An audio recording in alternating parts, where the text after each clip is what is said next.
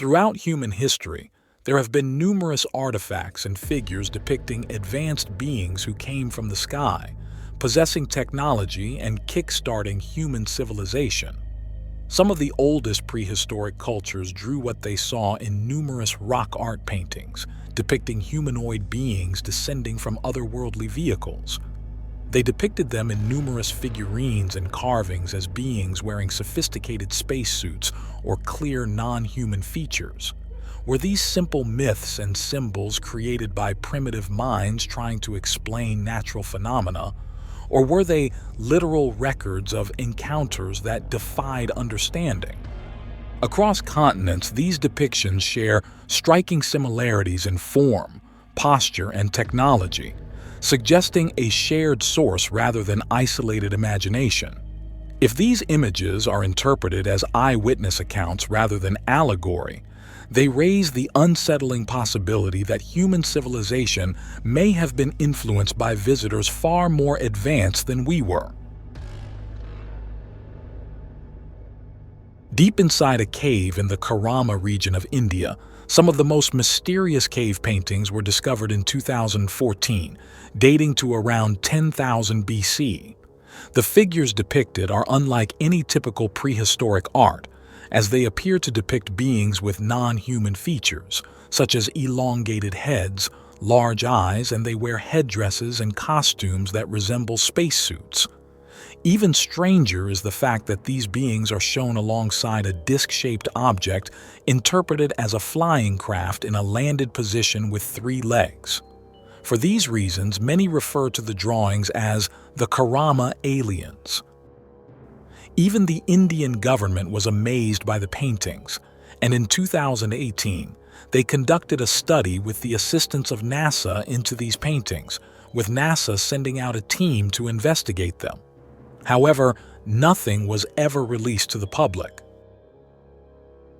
6,000-year-old Aboriginal rock paintings in northern Australia depict similar humanoid beings with large eyes and heads, pale faces, and what appear to be space helmets. They lack clear mouths or facial expressions, and to modern observers, these traits bear a striking resemblance to contemporary depictions of extraterrestrials, leading to intense debate about their true meaning. The most well-known examples are the Wandjina rock art, which Aboriginal traditions describe as powerful sky beings who descended from the heavens in ancient times. According to oral lore, the Wandjina were creators and lawgivers who shaped the land, brought rain, and taught humanity how to live. What's even stranger is that on several paintings, there are even flying vehicles depicted, clearly resembling modern interpretations of UFOs. What makes these paintings particularly compelling is their repetition across vast distances and long time spans, suggesting they represent more than simple myth or artistic imagination. The figures often appear in authoritative poses, surrounded by symbols linked to weather, light, and cosmic forces, reinforcing the idea that they were seen as beings from above rather than earthly ancestors.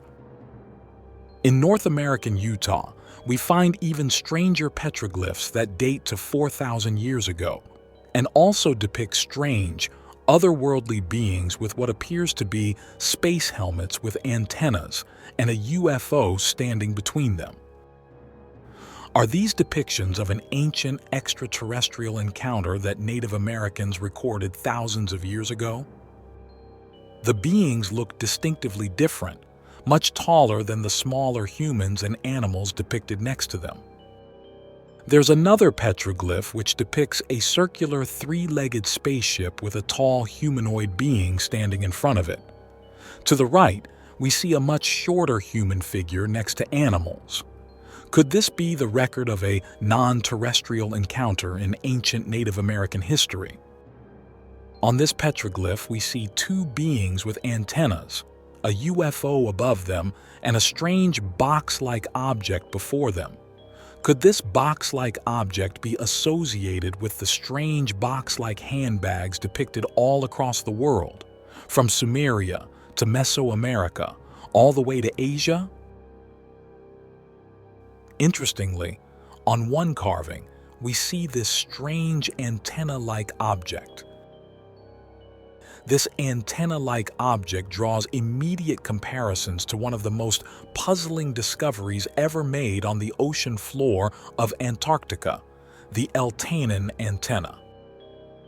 Discovered in 1964 by the U.S. research vessel Eltanin, the object appeared in deep-sea photographs as a metallic, mast-like structure protruding upright from the seabed, complete with symmetrical arms extending outward. What shocked scientists was not only its geometric precision, but the fact that it stood vertically in soft sediment at a depth of nearly 4,000 meters, an environment where no known human technology could have been placed at the time. Within the oral traditions of the Navajo Nation, there are recurring accounts of powerful, non-human beings who descended from the sky and played a role in shaping the world and humanity's early history. In some versions of the stories, they are associated with the Holy People, entities who arrived from the heavens during earlier worlds and guided humans through periods of creation, destruction, and renewal. Alternative researchers argue that certain details in these oral traditions resemble descriptions of extraterrestrial visitors rather than purely spiritual entities. The beings are said to travel between worlds, appear suddenly, communicate knowledge, and depart back to the sky, motifs that closely parallel modern concepts of non-terrestrial intelligence. Importantly, these beings are not portrayed as gods demanding worship, but as teachers and overseers, interacting directly with humans and animals. This mirrors how the strange humanoid figures in nearby Utah petroglyphs are often depicted alongside people, rather than above them in a divine hierarchy. Could all of these encounters across the globe, or at least some of them, be actual historical accounts of non-human visitations that the ancients tried to tell us, pass on to us? Or are all of these simple expressions of art we should just disregard? In Val Camonica, Italy, we find some of the oldest prehistoric rock carvings, the earliest of which are dated to 10,000 years ago. Many of the figures carved there depict what appear to be humanoid beings with astronaut helmets. The beings hold some kind of devices, which many interpret as technology. Even stranger is the fact that above these beings, there's a carving which many interpret as an alien ship. We can see the same thing in America with the Quimbaya artifacts, 1,000-year-old gold artifacts depicting airplanes, or the Topracal artifact, a 3,000-year-old figurine depicting a flying vehicle. There are also the famous Vimanas of ancient India, the so-called flying chariots of the gods. In 1897, a strange and unsettling sculpture was unearthed in southeastern Spain, unlike anything archaeologists had ever seen before. Known today as the Lady of Elche, this limestone bust dates to around the 4th century BC. The statue shows a woman with a calm and highly detailed face, but what truly captivates observers is her elaborate headgear, two massive circular objects positioned symmetrically on each side of her head, connected by complex bands and ornaments. Mainstream archaeology interprets this as ceremonial jewelry, possibly indicating noble status or religious significance. However, many researchers and alternative historians argue that the design is far too complex, symmetrical, and mechanical to be a simple adornment. Some suggest the headgear resembles advanced technological devices, such as communication equipment or life support systems, far beyond the known capabilities of ancient Iberian cultures. We can see the same thing with numerous Mayan artifacts like this one, which also feature headgears with technological features. Many interpret this sculpture as an ancient astronaut wearing a helmet. The sculpture is almost 3,000 years old, found in Guatemala, and besides the space helmet, we can see what appears to be a breathing apparatus attached to it. It's uncannily similar to our modern-day astronauts. The question is, how was all this possible thousands of years ago? This ancient figure from Xochipala, Mexico, depicts the exact same thing, a man wearing a spacesuit.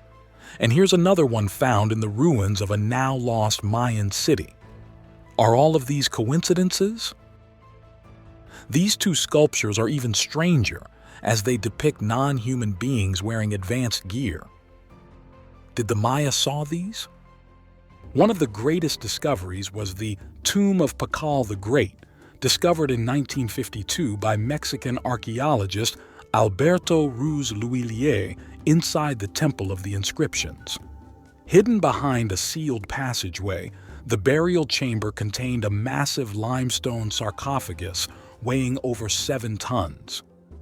The lid was intricately carved with an image of Pakal descending into the underworld. It's a well-known image which many associate with a depiction of an ancient astronaut. Inside the sarcophagus lay Pakal's body, covered in exquisite jade ornaments and crowned by a finely crafted jade funerary mask that depicted his youthful, idealized face. The discovery remains one of the most significant in Mesoamerican archaeology. But the lid itself fueled ancient astronaut theories due to its strikingly mechanical appearance. Some interpret the relief as Pakal seated inside a spacecraft, hands on controls, feet on pedals, with flames or exhaust emerging below. The depictions appear more like life support systems and propulsion rather than mythological imagery. While mainstream archaeology explains it as a symbolic depiction of Pakal's journey to the underworld, the visual resemblance to modern machinery remains one of the most cited images in ancient astronaut lore. In 2011, the model maker Paul Francis created a 3D replica model of the lid, which gave us an even more striking visual of the depiction. The nose apparatus is known in Mayan mythology as the giver of life, which further fuels the belief that a breathing apparatus giving air is a literal giver of life. One might look closer at this Olmec carving of the god Quetzalcoatl. Note how Quetzalcoatl, which means feathered serpent, cradles a man holding a mysterious handbag. Does this man not appear to be sitting inside some sort of machine, perhaps at the controls of a flying device? Given the prominent placement of the handbag, is it possible that this was the energy source powering this machine? The question becomes even more interesting when you examine this carving from Veracruz, Mexico, created at about the same time. Does this not look eerily similar to a modern astronaut carrying a personal life support system? Here, we begin to go further and further down a rabbit hole. The first thing to understand when talking about the mysterious handbag carvings is that they don't appear in just a handful of places or in just one region, but literally all over the world. Start in Mesopotamia, where the handbags appear in the works of the Sumerians, Assyrians, and Babylonians, the Mitanni and the Phoenician empires, and the ancient Armenians. Head across the ocean, and the handbags appear in Mesoamerican works which predate the Aztecs, Mayans, and Incas, including the Olmec and Toltec empires and the ancient tribes of Veracruz. They appear in Asia in the works of Indian Hindus and the ancient tribes of Indonesia.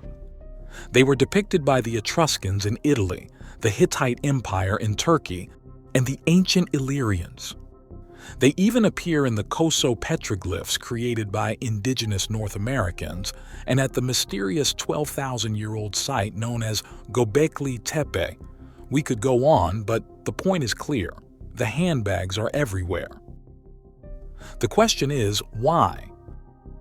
Why are all of these ancient cultures depicting the same thing? Could the handbags carved by cultures across the world really hold the secrets of some sort of advanced ancient power source or technology? In the African country of Sierra Leone, while miners were excavating diamonds, mysterious statues began to emerge. These stone figures were known as the Nomoli statues, and no known culture claims to have made them. No definitive stylistic lineage connects them to surrounding civilizations, and no clear purpose has ever been identified.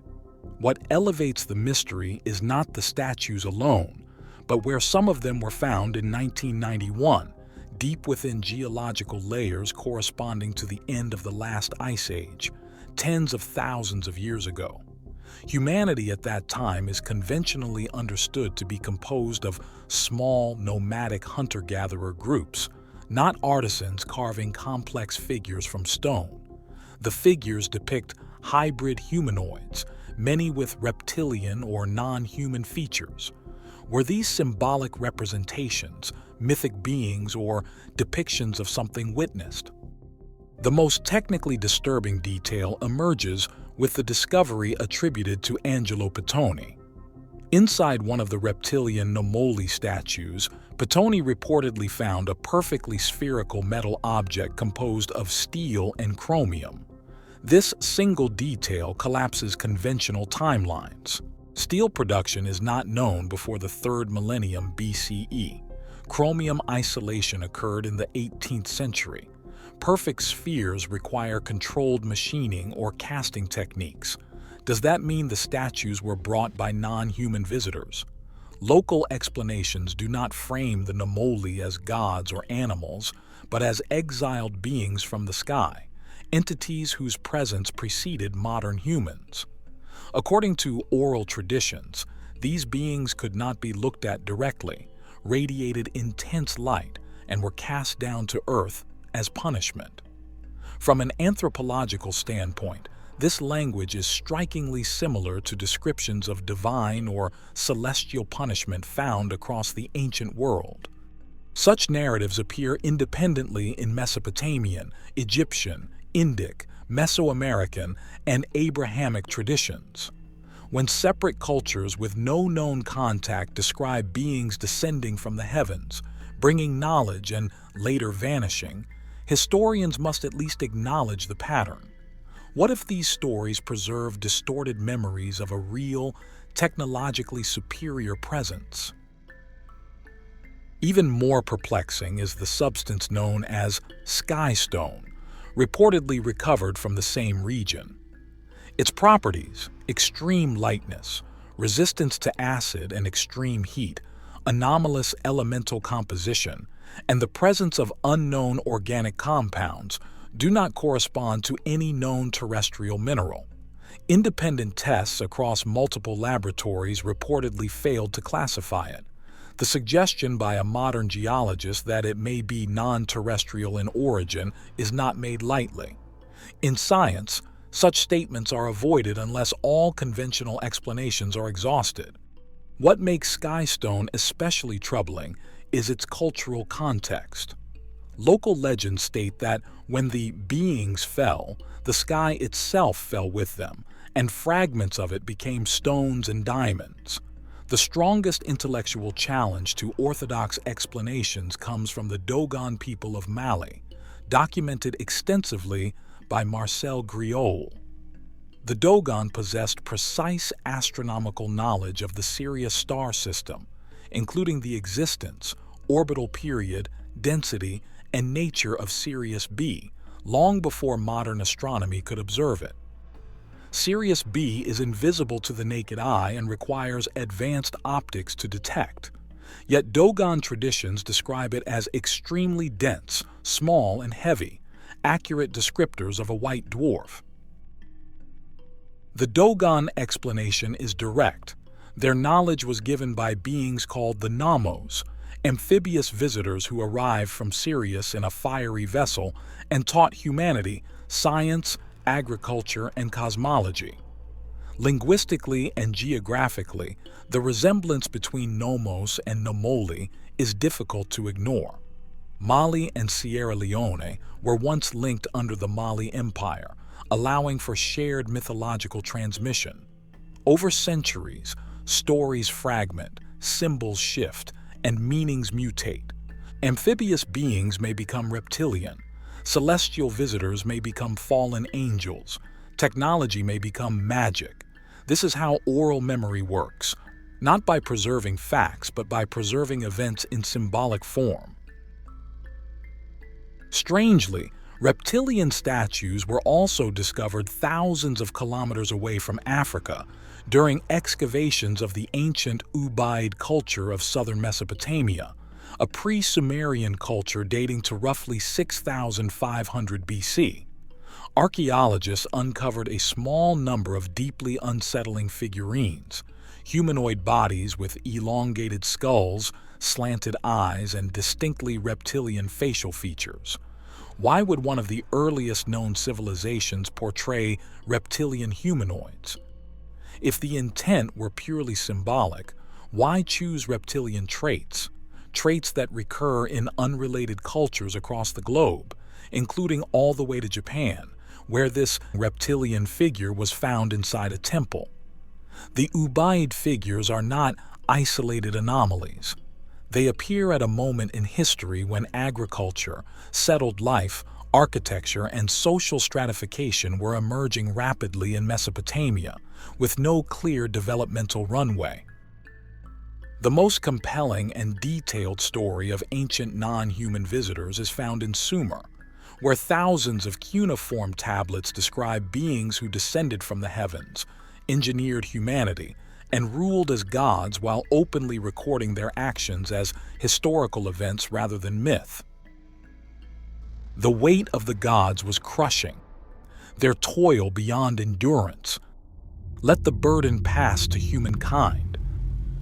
It was this that was written in the oldest verses carved into clay, a fragment from the Atrahasis tale of Mesopotamia.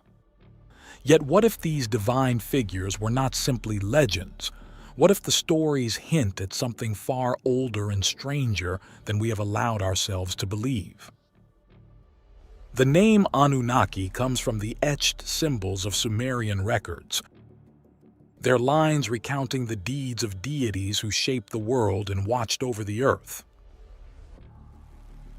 In the Babylonian saga of Atrahasis, the highest of these gods dictate the fate of all, while their lesser kin, the Igigi, bend their backs to ceaseless work. They appear also in the creation hymn of the Enuma Elish, and in the oldest heroic cycle we know, the Epic of Gilgamesh. We meet them again in the descent of Ishtar to the underworld, in the Sumerian king list, and scattered throughout inscriptions that survive thousands of years. Did these writings point to the Anunnaki as travelers from distant realms? Could there be threads linking these gods of Mesopotamia to the divine beings of other ancient peoples? Is there a chance that archaeology itself might one day reveal that such visitors walk the earth? Or were they no more than symbols of cosmic powers, as Orthodox history insists? These are ideas many would call speculative, even dangerous, for they stand apart from the official record. What follows is a journey through possibilities, not a demand for belief, but an invitation to consider. The choice of what to accept and what to discard rests with you alone. The old Sumerian tongue holds the key to their name, Anuna, the progeny of An, the sky god who ruled the heavens, father of all divine beings, and Ki, the word for earth, a lineage binding the celestial to the terrestrial. In the interpretations of Zecharia Sitchin, a modern reader of these ancient tablets, the Anunnaki hailed from a world apart, a wandering planet the Sumerians called Nibiru. There, the atmosphere was failing. A slow catastrophe eroded the veil that shielded their home, and the remedy they sought was not found in any craft of theirs. They needed a substance to heal the sky. Gold, when ground to a fine dust and suspended above, could scatter the sun's glare and hold in the warmth. With survival on the line, they sent expeditions outward. Their craft, hewn of a technology beyond our present grasp, could cross the deep gulf between stars and worlds. When they came to Earth, it was not a quiet arrival. Their descent shook the lands of Mesopotamia, a place destined to become the cradle of civilization. And they stepped onto a planet alive with early hominids, long before the age of Homo sapiens. Sitchin placed this first landing over 400,000 years in the past, when beings like Homo erectus roamed. In the tale of Atrahasis, the first labors on Earth fell not to humans but to the Igigi, those younger gods bound to the will of their elders. They dug into the earth and wrestled with the soil, and the work was relentless. The toil was excessive, the load unbearable, the verses tell us. In time, the Igigi had enough. They broke their tools, abandoned their duties, and stood before the house of Enlil, chief among the Anunnaki on Earth, demanding relief. Faced with revolt, the Anunnaki sought another solution, a new worker to bear the burden. This was to be humankind. In the Mesopotamian version, they shaped the first humans from clay mixed with the blood of a god who was sacrificed, thus passing on a spark of the divine. Humans would labor so the gods could rest. Sitchin proposed another telling, that the clay of the myths was a metaphor for flesh, and the blood a metaphor for DNA. He imagined the Anunnaki choosing an earthly primate, perhaps Homo erectus, and altering its genetic code. Through deliberate design, they produced a being of sharper mind and more nimble hands, one that could organize, plan, and build. The first of these was called Adamu. The name recalls the Hebrew Adama, the soil, echoing the Genesis story of Adam shaped from the dust. But in this vision, Eden was not a garden planted for delight, but an outpost, perhaps a laboratory, in the region the Sumerians called Eden. Here, the first humans were born not of natural evolution but of deliberate engineering. In these accounts, Enki, Lord of Wisdom and Waters, was the patron of humankind, eager to grant knowledge, while his brother Enlil feared what an informed and empowered race might become. Once humans multiplied, they took over the digging, the hauling, and the tending of the land. The Igigi were freed, and the Anunnaki stepped back into roles of command and oversight. The society of the Anunnaki was sharply ordered. At the summit stood a sovereign, En, whose word decided both the laws of their people and the fate of their projects. Beneath him, his children and kin held realms of authority, often clashing in ambition. The rivalry between Enki and Enlil shaped much of the human story. Beyond mining, the Anunnaki brought the arts of measurement, of the stars, of construction, and of cultivation. Their lifespan stretched far beyond ours, their devices outstripped our tools, and so the memory of them persisted in temples, in statues, in the carved wings and great eyes of the figures we now call gods. In the stories, these beings are portrayed as towering figures, far taller than any mortal man, perhaps 3 to 5 meters in height. Their stature alone set them apart, an unmistakable sign of their otherworldly origin. Though human in form, they carried traits that hinted at a different ancestry altogether. In carvings, their wings could be taken as signs of divinity, but perhaps they were devices that allowed swift movement between realms or even worlds. Powers such as levitation, telepathy, and control over time, ascribed to them in myth, might have been feats of technology interpreted as magic. For many thousands of years, the Anunnaki remained, guiding and commanding. Yet even for gods, time brings change. The troubles on Nibiru, it is said, began to ease, and the desperate need for Earth's gold diminished. Rivalries among their leaders deepened into fractures, and their once united purpose faltered. Gradually, their craft took to the skies again, and fewer of their kind were seen walking among men. The wonders they left behind grew rare, their knowledge fading into parable and sacred tale. Long after the footsteps of the great gods faded from the dust of the earth, their shadows seemed to remain, not in flesh, but in stone. Across continents, immense monuments stand as if defying time itself, their origins cloaked in the twilight between history and legend. Mainstream archaeology sees them as the works of ancient human hands, born of ingenuity and perseverance. But in the speculative realm of the Anunnaki hypothesis, these structures are the silent signatures of a civilization not of this earth. In Mesopotamia, the earliest ziggurats rose like mountains in the plains, tiered steps climbing toward the heavens. These were not merely temples, but, some suggest, functional platforms for the gods' descent. The great ziggurat of Ur, dedicated to the moon god Nana, is thought by some theorists to have been a landing beacon. Its layered terraces possibly aligned to stellar markers, guiding aerial craft from beyond the sky.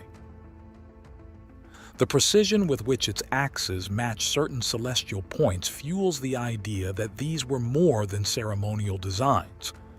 Inscriptions speak of the ziggurat as a bond between heaven and earth, a phrase easily interpreted as poetic metaphor, yet equally capable of implying a literal conduit for arrival.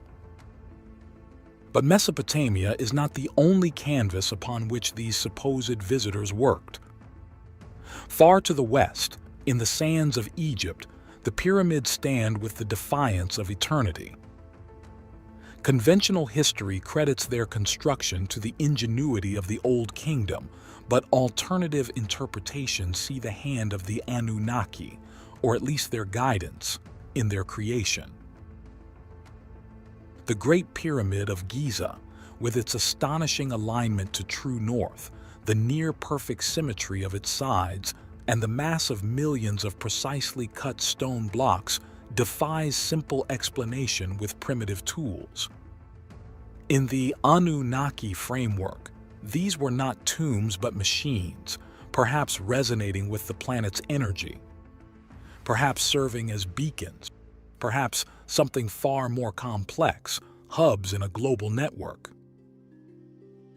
In their absence, the legends of their deeds settled into the memory of temples and the songs of scribes. But leaving did not mean surrendering all authority. According to Sitchin's reading of Sumerian records, they placed the governance of humanity into mortal hands, but not without strings. They selected rulers to act as their voice, their will manifest in flesh. Kingship, as the texts say, descended from heaven. These chosen rulers were to keep order, enforce the divine decrees, and maintain the link between the people and the gods. Some kings, it was whispered, carried the blood of the Anunnaki themselves, born from unions between human and God. The idea of divine lineage endured, not in Sumer but across ages and continents, where rulers were treated as living demigods. The Sumerian king list, etched into clay in the careful strokes of cuneiform, speaks of reigns that stretch beyond belief, kings ruling for thousands upon thousands of years. Before the Great Deluge, the first king named is Alulim, whose reign spans nearly 30 millennia. After him came Alalgar and then Enmenluana, each ruling for spans of time that dwarf the lives of nations. For some, these impossible numbers mark these figures as Anunnaki themselves, or hybrids whose lifespans reflected the cycles of a distant homeworld. The theory holds that a planet with a slower orbit like Nibiru might grant its natives a longevity unimaginable to Earth-born life. For many generations after the creation of humankind, the order established by the Anunnaki held firm. The Igigi had been freed from their labors. The new human race tilled the fields, mined the earth, and served their gods as planned. From the ziggurats of Mesopotamia to the outposts in distant lands, the will of the Anunnaki was carried out. And yet, within this seeming stability, a subtle current began to stir, one that would grow into a storm. Among the Anunnaki and their celestial kin were those assigned to oversee the human settlements, to ensure the flow of resources and obedience. They walked among the mortals, taught them the ways of agriculture, architecture, and governance. And as they did, they saw something unexpected in the beings they had helped to shape. Beauty, vitality, and an innocence unlike anything on their homeworld. In time, desire overcame discipline. Some of the Anunnaki began to take mortal women as companions. It was not only physical attraction, it was fascination. To them, these women were like living art, fragile yet full of life, fleeting yet vibrant in a way the long-lived Anunnaki could scarcely comprehend. It was forbidden by the High Council, for such unions blurred the carefully drawn lines between the divine and the mortal. But what is forbidden often draws the strongest pursuit. The Book of Enoch, preserved in the shadows of later ages, names these transgressors as the Watchers, those sent to watch over humankind, who instead descended into the passions of the flesh.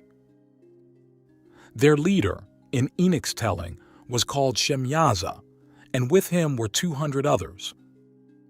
They swore an oath together, binding themselves in their rebellion, for each feared to act alone. These unions brought forth children who were unlike either parent. The Sumerian traditions call them demigods or mighty men, while the Hebrew scriptures call them Nephilim, a word some translate as the fallen. They were massive in stature, towering over mortals, their strength and speed beyond that of any human warrior. They could wield weapons no man could lift, move stones that would take hundreds of hands to shift, and in their early years they were admired, even worshipped by the humans who saw them as protectors. But the Book of Enoch paints a darker picture. It tells of how these giants soon turned upon the very people who revered them. Their appetites were boundless, for food, for wealth, for power, and for flesh. They devoured the labors of mankind until nothing was left, and when the land could not sustain them, they turned to slaughter. They began to sin against birds and beasts and reptiles and fish, Enoch writes, describing acts that corrupted even the natural order. Blood stained the earth, and the cries of the oppressed reached the heavens. The Watchers themselves compounded the ruin by teaching forbidden arts. They revealed the secrets of metallurgy, forging weapons of war. They taught enchantments and root cuttings, the use of cosmetics and adornments to inflame desire, the reading of omens and the movements of the stars for purposes other than wisdom. Knowledge that had been reserved for the gods alone now flowed freely among mortals, and the balance of the experiment was shattering. In the Mesopotamian view, the same decay was unfolding. The Anunnaki High Council, led by Enlil, saw the hybrid race of Nephilim spreading unchecked. They were too strong to be controlled by ordinary humans, and too willful to submit to divine rule. Their wars devastated regions, their rule brought cruelty, and their arrogance challenged the authority of their creators. Even more troubling, their numbers grew rapidly. The children of the Nephilim were themselves powerful, and in some regions they began to dominate entire human populations, establishing dynasties that bowed to no one, not even the gods. Reports came from every quarter: human settlements plundered for sport, sacred grounds desecrated, alliances broken, and in some cases, the Nephilim turning on the Anunnaki themselves, declaring that they were the rightful lords of the earth. The human experiment, meant to create obedient workers and caretakers of the land, had become a breeding ground for rebellion. Enlil's patience ran dry. In the council chamber, voices clashed. Enki argued that humanity, and even the Nephilim, could still be guided, that their strength could be harnessed rather than destroyed. But his was a minority view. Most saw only a world spinning out of control, the original design lost beneath waves of corruption and bloodshed. The Book of Enoch describes a scene of judgment in the heavenly realms. The archangels were sent to bind the leaders of the Watchers and to destroy their hybrid offspring. They are to witness no more of the sunlight, to be cast into darkness until the final reckoning. In the Mesopotamian reading, this destruction of the Nephilim was to be achieved not merely by battles, but by a cleansing so complete that nothing of their world would remain. Water, the element of life, would become the tool of death. A flood would sweep across the earth, covering mountains, erasing cities, and wiping the hybrid lines from the face of the land.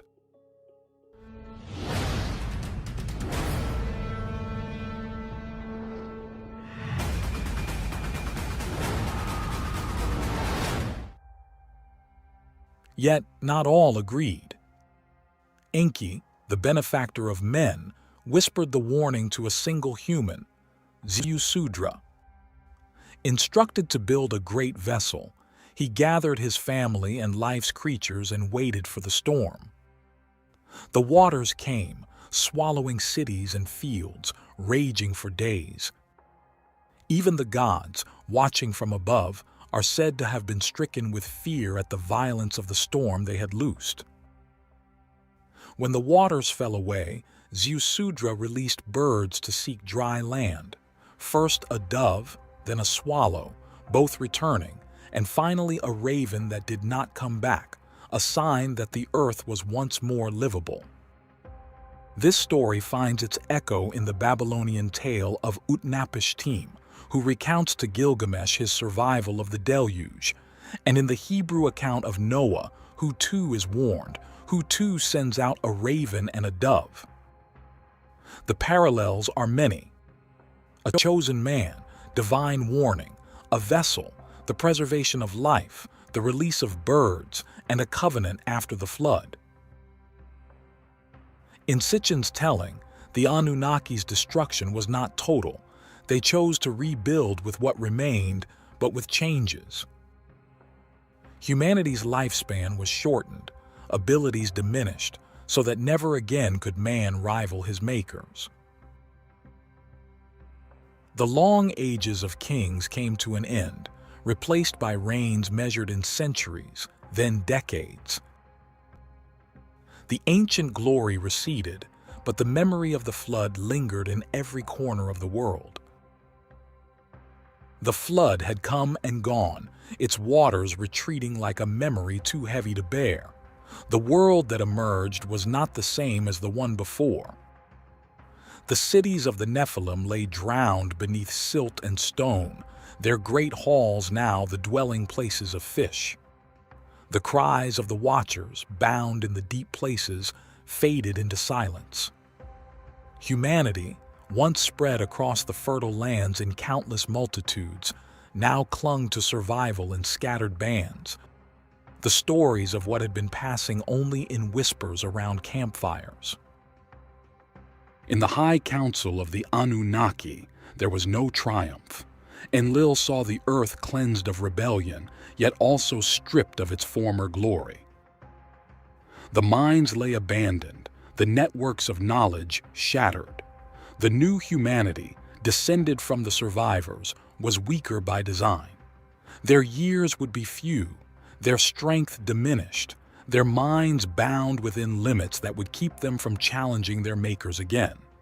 Kingship, once eternal, was measured now in mortal lifetimes. Enki, though relieved that life had endured, bore the weight of what had been lost. He had preserved Ziusudra and his kin not merely as an act of compassion, but as a seed, a chance that one day, in some distant age, humankind might rise again, wiser and freer. Yet he knew the price. The memory of the Anunnaki would fade, replaced by shadows and symbols. The survivors began to rebuild. They carried fragments of the old world, stories of towering beings from the sky, of cities that touched the clouds, of the day the waters rose higher than the mountains. These tales, retold through generations, would become the myths of many peoples. The gods of Sumer, the angels of the Hebrews, the deities of Egypt, the great ones of the Andes. Some of the Anunnaki remained, though they walked among men no longer as open rulers. They became the hidden teachers, the bringers of law, the guardians of sacred places. Others departed entirely, their vessels streaking once more into the heavens, perhaps to return to Nibiru, perhaps to Rome further still.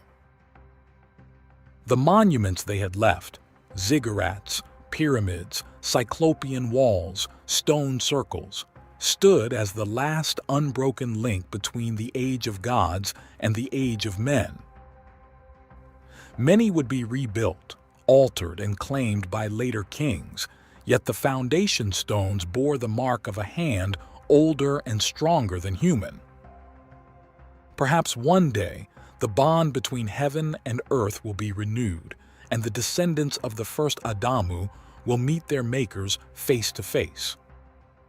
Until then, the monuments stand, the myths speak, and the question lingers in the quiet spaces between history and legend. If you're fascinated by the prehistoric civilizations missing from our history books, embark on a remarkable journey with our ebook, Prehistoric Megastructures. This nearly 500-page volume is packed with images and in-depth explorations of some of the most astonishing and unexplained ancient structures ever discovered, monuments that were clearly built with advanced technology from a time long forgotten. There's a limited discount on the ebook, so make sure to click the link in the description or top pinned comment and uncover the mysteries that mainstream history refuses to acknowledge.